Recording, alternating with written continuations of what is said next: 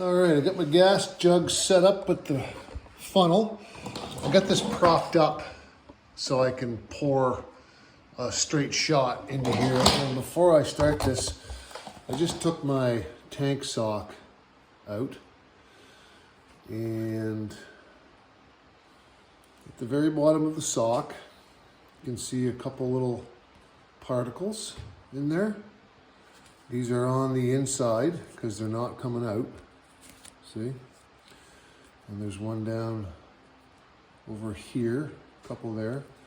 And I think there's one right at the very bottom on this corner you can see, look. So they're pretty small, but they are in the sock, so the sock's doing the job. The more filtration you got, the better. So another good idea too, whenever you're taking your tank off, like I just have, it's a good idea to obviously have your tank as empty, close to empty as possible. It's going to spill a little bit, but once I get it started, it shouldn't be too bad. No, it's spilling everywhere. So before I go ahead and take the base plate off for the fuel system, I'm just going to clean all this dirt and stuff out of here so it doesn't fall down in as best I can. These are both 17 mil, and they are not on there very tight. You do not need to tighten these on tight at all. Come out of here, a little bit of fuel. So I'm going to keep all this together, and when I'm done everything else, I'll take these all apart and give them a good cleaning. See, that'll expose this guy. And then the bottom one, which holds the bigger part of the fuel pump assembly. There's some dirt in around there that I couldn't get to, but I'll get to that. Look at this. Look. Like, there's not much stopping that dirt from getting inside your tank except for that O-ring, so very important to clean. Yeah, these are basically, I mean, look, finger tight. Doink, doink. So again, careful with these when you're putting them on. All right, give this a little wiggle. Good. This whole thing will fall and come out of place here. It's easy to get them out. Not as entertaining to get them back in, but I'm going to show you a little trick I use. You kind of have to move the tank around because that fuel pump has to come around the whole contour of the tank. So you can't just, it's not just a straight out she comes. So just take your time and use gravity to help feed along the whole assembly.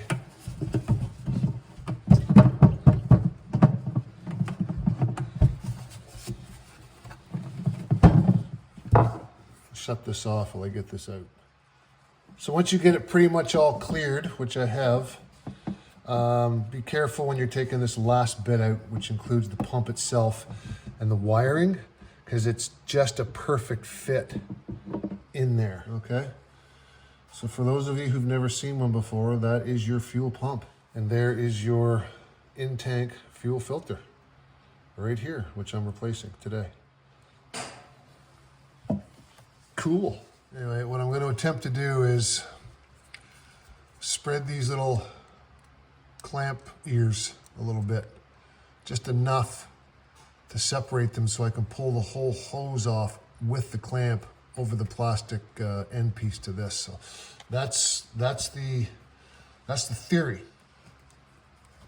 I'd like to save this filter too if I can, as a spare for somebody who might need it, because sometimes these take a while to order in. Let's try another tool. Yeah, there you go. Okay.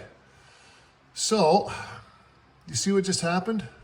The clamp came off the hose, still in shape, still usable. by loosening up that ear enough and twisting and pulling back against the actual barb of the plastic filter, which you're going to see in a second inside the hose. You can just push the clamp off of the hose towards the filter, and now you can twist the hose right off. So good. I saved that clamp and it's still perfect. Those little tabs, if it focuses there, those little tabs are still usable. They're still crimped. So that's good. Now I'll do the same to this side, hopefully, and have 2 spare tabs to use. So I'll shut the camera off and let you know how it goes with this. So I've got new clamps with my new filter. But what I'm going to try to do, like I said earlier, is save these crimp clamps. Because they're always useful to use in case for backup. I'm going to try to take those off very easily without wrecking them, so they can be reused again. I'm also going to take the body off of this, which I haven't done in a few years. There's 4 little tabs on this body, 2 on this side and 2 on the other. You've got to push these tabs in, since there's 4 of them, and then this body slides off. And then underneath here, the bottom, there's a strainer, which I'm going to replace as well, hopefully. So I'm going to get at this and attempt to, oh, and the other thing too, guys, is I've run into this before myself. When you take this off and put the new one on, these are directional. Now, they normally come with arrows on them, but the fuel has obviously, shut that off. So make sure you put it on the correct way, the new one, all right? Just a little heads up. Don't jam your fingers in that. Boom. Off it comes, and the hose, squeeze it off, pinch it, and there.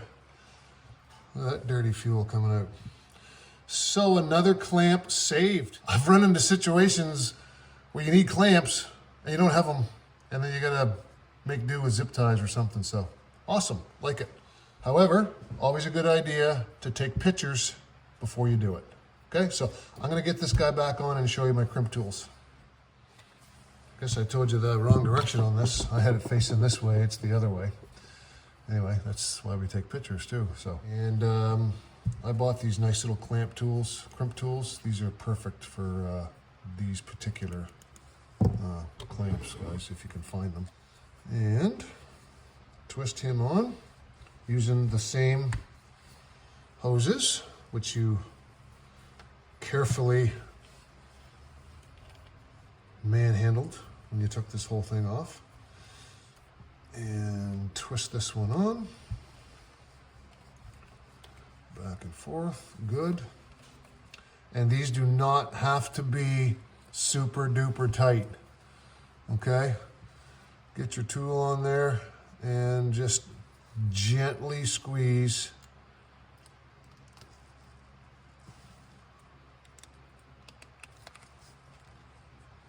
And that's fairly loose right there. I can twist it, so I'm gonna go a little bit tighter.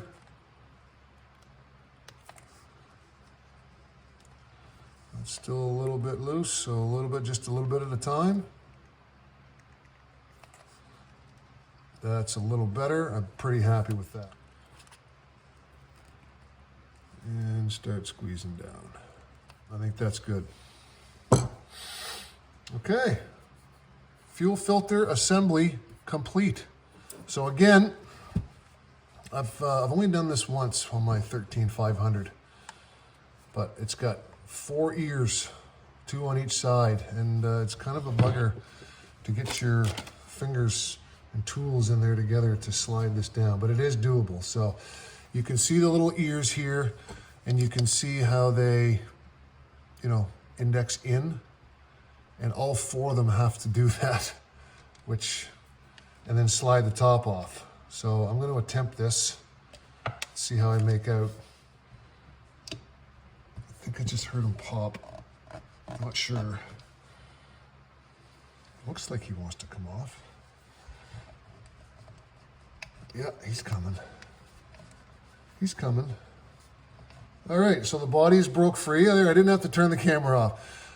Do one side first and kind of get them down, and then hold them with your thumb while you apply the same pressure on the other side, and that should start releasing the whole. I can free this whole body and then pull everything out of this. I think that's what I need to do if I recall. So you've got two connectors here, a black and a red. Pretty sure you need to keep them oriented correctly or not take them off. They're gonna come off, yeah. So the black one is the small one.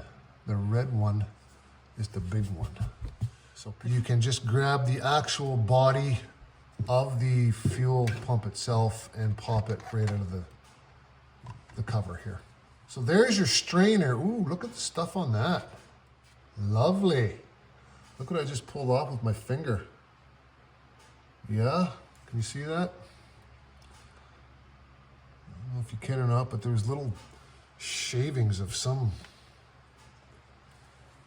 not sure what that is. It feels like rubber or something. Anyone know what that is?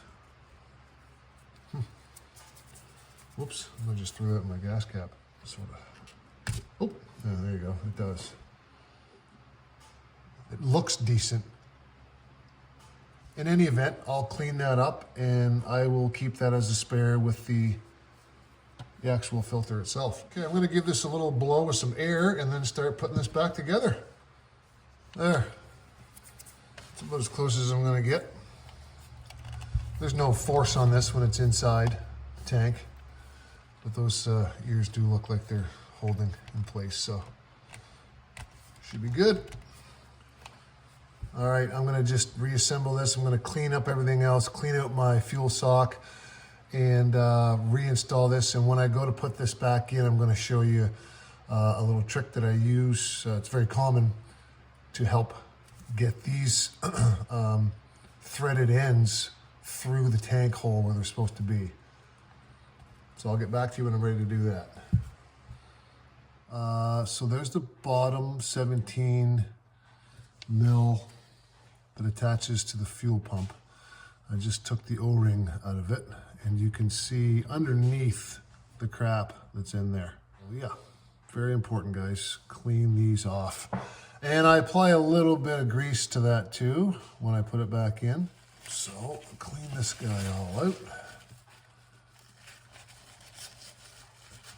Clean him off, give him some air.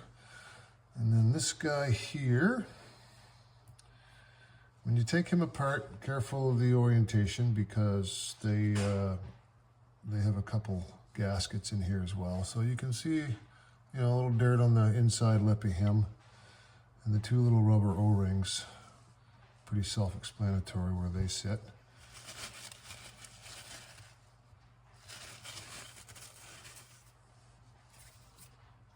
Okay, ready to put the fuel pump back in the tank. Little trick that I do, a lot of people do it. Take a piece of safety wire, this is about 3 feet long, and go through your big hole down here at the bottom where your lines connect to your actual fuel lines to your tank. Run the line up through the electrical connector, and then tie off the other end over here so it won't get pulled through. And then on this end here, there you go, take your fuel pump. Remember when you put the pump in, keep your connection in the right orientation facing down. I'm gonna clean that off a little bit because that rubber's a little bit narrow. I forgot to clean that. Yeah, keep your connection pointing down so you know this goes in a certain way, and really the lines are sort of contoured to where they fit in the tank. In any event, take the end of your line and wrap it around the bottom of the big connector.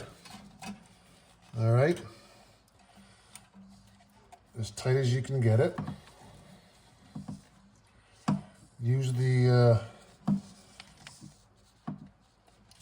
your threads too to lock them, and then twist it off to tighten it up so it doesn't go anywhere. This is why you want to make sure the other end is attached over on the other side so the line doesn't pull through, because that's just what happened to me. It happens. This particular job you'll do a few times until you really start to get a real good feel for how this whole thing works the best. Okay, so now you've got that connected, and I'm going to undo this other side over here. So you've got both pieces now going through the tank, and this will allow you to fish this whole thing through and keep it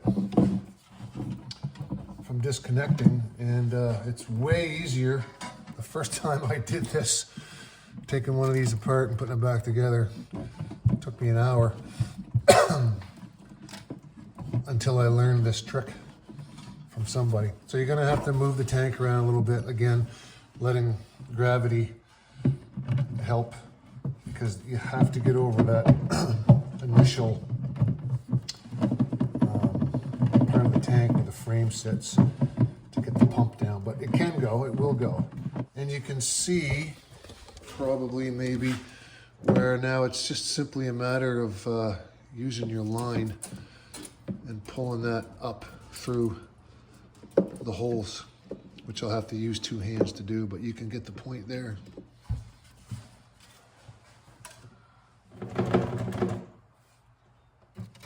So that's the idea, and that saves a lot of time and effort doing it this way, you guys. Okay. Also, give your quick disconnect fuel line assembly here a little cleaning as well, because these can get, as you can see, pretty dirty. And when these don't work properly and push and release properly, it's a pain to get your tap off. So clean that up good too. So I've got the fuel line in place now, and I just tightened this down by hand, which centered the pump. So now I can get the attachment on this guy. So he's cleaned up, a little dab of grease on them and rubbed in just so he seats better. It's not too dry. And with these, again, when you're putting these in place with the 17 on both of them, these don't need to be tight. Like, they're not hand tight, but tighten them up enough so you'll know when you've got fuel in here. If they start leaking, well, then you can go a little bit more, but don't over tighten them to begin with. Then you've got, if you crush that washer too much, then you'll need a new washer in there, a new gasket. So see, this can move a little bit, and that's just beyond hand tight. So the pump's in place. Now the other end over here is you line up this guy, and these are really important not to strip these guys out. These are super important not to strip them out. So that's pretty much it. I'm just going to tighten these down, clean up the filter sock, or the tank sock, sorry, that I first took out, and put this all back on the bike, and then go to work on my tire. So thanks for watching, guys. Hope this helps. It's a very easy job.